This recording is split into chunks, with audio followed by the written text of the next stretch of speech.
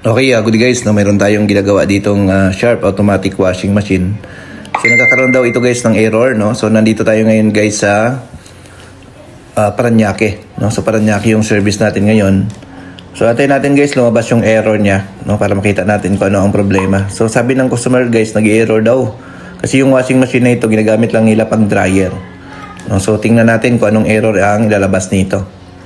So, antayin pa natin guys ng mga ilang minuto kung maglabas siya ng error. So, nilagay natin siya guys sa spin.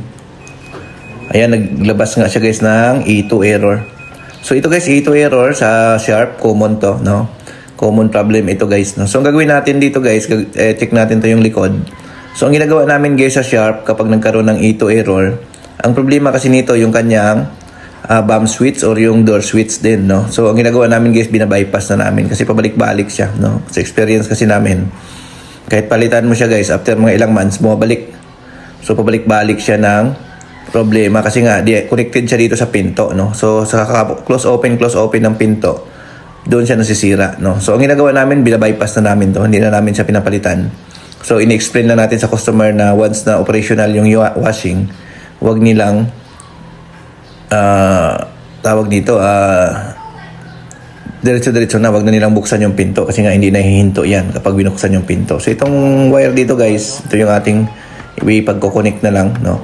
So kailangan pag ginawa nyo yan guys, mayroong consent ng customer, no? Alam ng customer. So ito yung kulay white sa kulay black guys ang ating idudugtong na lang para ma-bypass yung E2 error na yan, no? Kasi kung hindi nyo yan guys i-bypass yung E2 error, after ilang months, ganun na naman, no? So, okay lang kung kaya nyo mag-DIY, no? Pero kung hindi kaya nag-DIY ng customer, so, pwede nyo na yan siya i-bypass, no? Kasi nga, kung papalitan nyo, guys, gagastos kayo. Tulad dito, guys, nasa Parañaque kami. Dito, galing from Santa Rosa. So, gagastos si customer sa amin, no?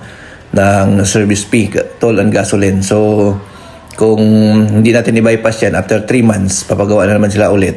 Baka magsawa sila kakabayad sa pagpapagawa. Kaya ang ginawa natin, ni-explain natin, na-bypass na lang natin siya, no? Para mawala na or disable natin yung E2 error. So, ang downside niyan guys, kahit bukas yung pinto, gagana siya. So, yun po ang pinaka-downside kapag i-disable natin yung E2 error ng isang Sharp automatic washing machine. So, ang gagawin nyo lang, kung maghabol kayo, ipopost nyo na lang, no? Kung gusto nyo pahintuin, ipost nyo.